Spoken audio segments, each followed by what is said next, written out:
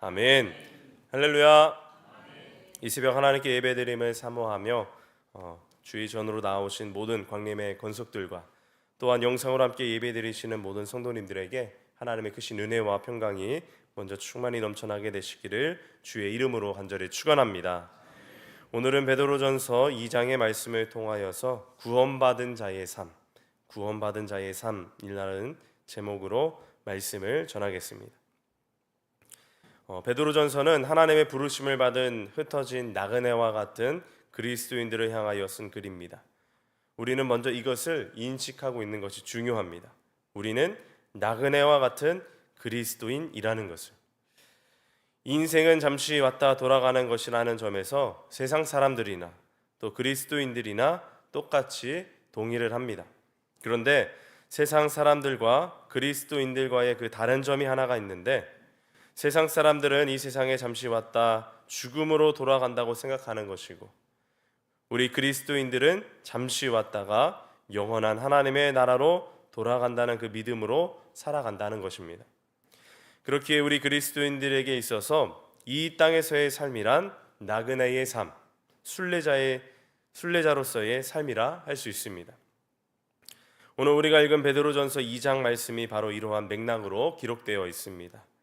우리가 어려움 가운데, 환난 가운데 있지만 이 모든 것들은 다 지나갈 것이다. 영원하지 않다. 지금 당장 힘들고 어려울지라도 비방을 받아 신앙을 포기하고 싶은 상황이지만 이 땅에서의 삶이 영원한 것이 아니고 우리는 나그네로서의 삶을 살고 돌아갈 하나님의 나라가 있으니 흔들리지 말라는 그 권면의 말씀이 베드로전서 전체의 내용입니다. 햇별의 오늘 본문 말씀 1절 보시면 그러므로로 이렇게 시작이 됩니다. 베드로전서에서는 그러므로라는 이 접속 부사가 여러 번 나오고 있는데 그만큼 앞뒤의 내용들이 서로 긴밀하게 연결되어 있음을 보여줍니다. 즉 신앙은 명령이 아니라 구원의 은혜 위에 세워진 삶의 결단이라는 것입니다. 1절 말씀을 살펴보겠습니다. 그러므로 모든 악독과 모든 기만과 외식과 시기와 모든 비방하는 말을 버리고, 여기 보시면 베드로는 모든이라는 단어를 무려 3번이나 반복 사용하고 있습니다. 이게 무슨 의미입니까? 부분적으로 버리라는 말이 아닙니다. 완전히 버리라는 것입니다. 우리 안에 모든 악한 생각, 거짓된 마음, 위선적인 태도, 시기와 비방의 말까지 모두 남김없이 철저하게 버리라는 뜻입니다. 즉 고난과 박해를 이겨내는 신앙의 비결은 단순히 인내하는 데 있지 않습니다. 성숙과 성화의 삶을 살아내는 데 있는 것입니다. 나의 생각으로, 나의 마음으로, 나의 언어로서. 밖으로는 시련이 찾아와도 안에서는 하나님으로 인해 성숙해가는 성도, 바로 그것이 하나님께서 원하시는 그리스도인의 모습이라는 것입니다. 이러한 오늘의 본문 말씀은 크게 3 부분으로 나누어 볼 수 있습니다. 첫 번째 단락은 1절에서 10절까지의 말씀으로 개인으로서 그리스도인이 어떠한 자세로 살아가야 하는가, 즉 거룩하고 성숙한 신앙인의 삶의 태도와 사명에 대해 말씀합니다. 그리고 두 번째 단락은 11절에서 17절까지의 말씀으로 국가와 사회 속에서의 성도의 자세를 다룹니다. 우리는 이 땅의 시민이자 동시에 하늘의 시민으로 부름받았습니다. 그러므로 권세에 복종하며 선한 행실로 하나님의 영광을 드러내야 함을 강조합니다. 그리고 마지막 단락은 18절에서 25절까지의 말씀으로 주인과 종의 관계 속에서의 신앙인의 태도를 다루고 있습니다.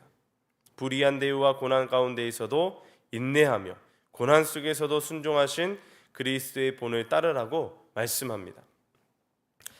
이제 고난과 박해의 어려움 속에서도 참된 소망을 잃지 않도록 격려했던 그 베드로의 권면을 통해서 오늘 우리에게 주시는 하나님의 음성을 듣고, 그래서 오늘 우리 모두가 그리스도인의 삶의 본질을 다시금 돌아보고 그 속에서 몇 가지 영적인 교훈과 기도의 제목을 얻고자 합니다. 첫째로 하나님의 말씀을 사모해야 합니다. 하나님의 말씀을 사모해야 합니다. 베드로는 오늘 본문 1절에서 그리스도인이라면 무엇을 하지 말라는 그러한 소극적 삶의 자세에 대해 언급합니다.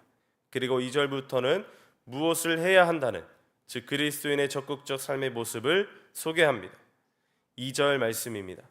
갓난 아기들 같이 순전하고 신령한 젖을 사모하라.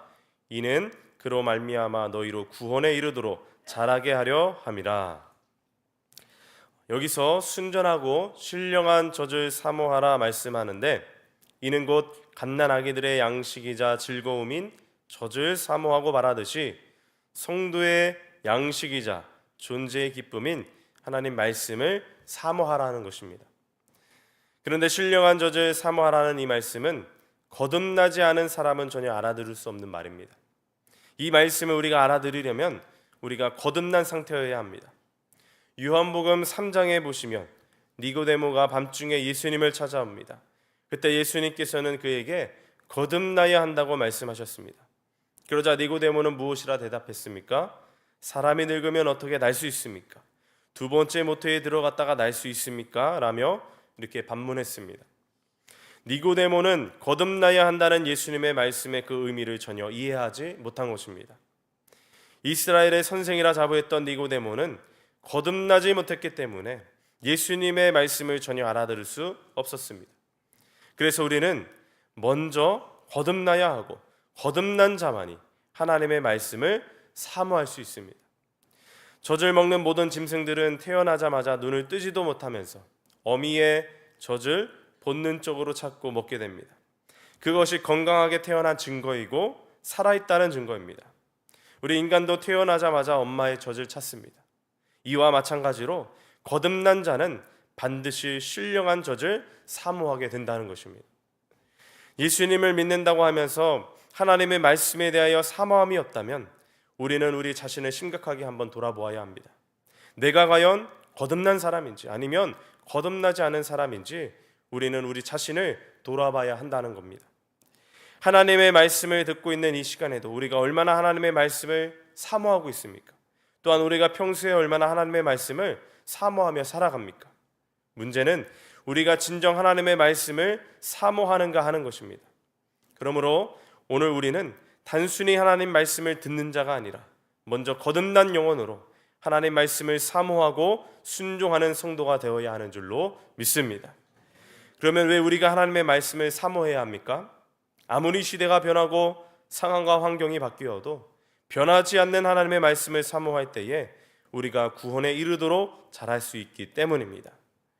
바울도 빌립보 교회에 이렇게 권면한 적이 있습니다. 빌립보서 2장 12절 말씀에 그러므로 나의 사랑하는 자들아 너희가 나 있을 때뿐 아니라 더욱 지금 나 없을 때에도 항상 복종하여 두렵고 떨림으로 너희 구원을 이루라. 우리는 예수님을 믿고 하나님의 자녀가 된 순간 곧바로 하늘나라로 옮겨지지 않습니다. 여전히 이 땅에서 살아가야 합니다. 이 땅에 남은 사명이 있기 때문입니다. 그리고 그 사명은 구원받은 사람답게 사는 것입니다. 하나님의 성숙한 자녀로서 살아가는 것입니다. 이것을 오늘 성경은 구원에 이르도록 자라가라 라는 말로 표현합니다.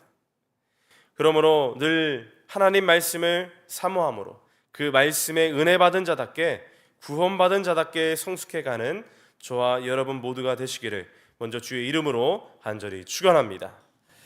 두 번째로 예수께로 나아가 거룩한 예배자가 되어야 합니다. 예수께로 나아가 거룩한 예배자가 되어야 합니다. 사세기 기둥 위의 수도자로 알려진 시메온이라는 성자가 있습니다. 그는 한 수도원에 들어갔지만 수도원에서의 규율마저 싱겁다고 느낀 그는 작은 동굴에 찾아가 거기서 노숙을 시작합니다. 그러던 어느 날 자신의 눈에 한 기둥 하나가 들어왔습니다. 시메온은 기둥을 보고는 자신이 꿈꾸던 완벽한 고행처라 생각을 하게 됩니다. 그래서 그는 그 기둥에 올라가서 수행하기 시작했고 그래서 그는 유명해지기 시작합니다. 처음에는 3m 높이의 기둥에 올라가서 생활을 시작하게 되는데 곧 6m 기둥으로 거처를 옮겼고 또 마지막 그가 고행했던 기둥은 18m나 되었다고 합니다. 그리고 그 기둥에서 무려 35년간을 수행했다고 합니다. 그의 그러한 모습으로 사람들이 몰려들어왔고 그의 철저한 금욕 생활이 많은 사람들을 감복시켰다고 합니다. 물론 이 세상에는 이러한 철저한 금욕과 이 절제의 모범을 보이는 사람이 필요합니다. 그러나 모든 그리스도인들이 이 시메온처럼 흉내내는 삶을 살 수는 없습니다. 오히려 저 기둥 위에서 내려와서 세상에서 예수님의 사람으로 살아갈 때입니다.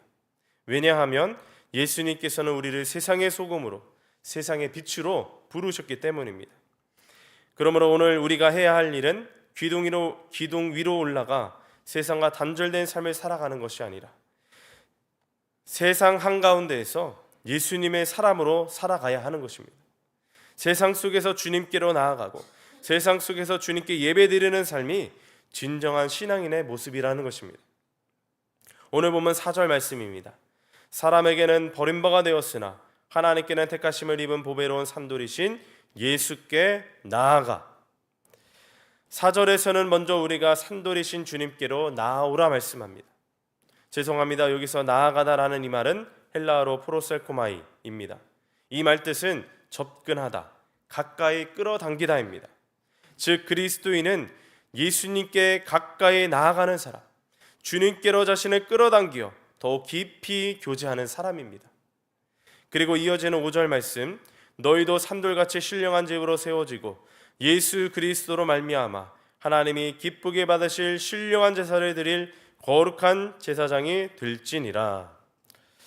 5절에서는 하나님의 보배로운 산돌이신 예수 그리스도를 바르게 알고 주님 안에서 거룩한 제사장이 되라고 말합니다. 여기서 제사장이 되라는 말은 우리 모두가 목회자가 되라는 말이 아닙니다. 매일 주회전에서 예배하는 제사장처럼 그렇게 그 예배를 사모하고 예배에 열심을 가지라, 삶의 자리에서 늘 예배자로 서라는 뜻입니다. 우리 로마서 12장 1절에서도 이러한 말씀이 나옵니다. 그러므로 형제들아 내가 하나님의 모든 자비하심을 너희를 권하노니 너희 몸을 하나님이 기뻐하시는 거룩한 산 제물로 드리라. 이는 너희가 드릴 영적 예배니라. 이 말씀을 단순히 예배의 태도를 가르치는 말씀이 아닙니다. 이 말씀을 전할 때의 상황은 기독교의 박해가 매우 심했던 시절이었습니다. 예배 드리다가 잡혀 죽는 경우가 비일비재했습니다. 이러한 참혹한 상황에서 말씀하는 것입니다. 너희 몸을 거룩한 산 제사로 드리라. 즉 예배 드리다가 죽을지라도 예배를 절대로 포기하지 말라는 것, 어떠한 상황 속에서도 이 예배를 포기하지 말라는 것입니다. 오늘 우리가 예배 드린다고 할 때에 우리가 생명을 위협받습니까? 그럴 일이 없습니다. 우리는 예배 드리고 싶으면 얼마든지 예배 드릴 수 있습니다. 예배 드리기 너무나 좋은 환경에서 우리가 살고 있습니다. 그런데 문제는 예배가 많아지고 예배 드리는 환경은 너무나 좋아졌는데 오히려 예배를 사모하는 마음은 줄어가고 있다는 사실입니다. 그러므로 오늘 거룩한 제사장으로 부름받은 우리는 이 예배뿐만 아니라 삶의 모든 영역에서 하나님을 기쁘시게 하는 신령한 예배를 드려야 하는 줄로 믿습니다. 우리의 일상, 우리의 말, 우리의 시간과 삶이 하나님께 드려지는 산 제물이 되어야 하는 줄로 믿습니다. 이러한 믿음으로 주님께 더욱더 가까이 나아가 주님과 더욱 깊이 교제하시고 삶의 자리자리마다 늘 예배할 수 있는 참된 예배자들이 다 되시기를 주의 이름으로 간절히 축원합니다. 마지막 세 번째로 나의 존재를 바르게 깨달아야 합니다. 나의 존재를 바르게 깨달아야 합니다. 우리는 구원받은 하나님의 자녀입니다. 그리고 하나님의 그 은혜로 우리는 변화되었습니다. 그러면 우리는 어떠한 존재로 변화되었을까요?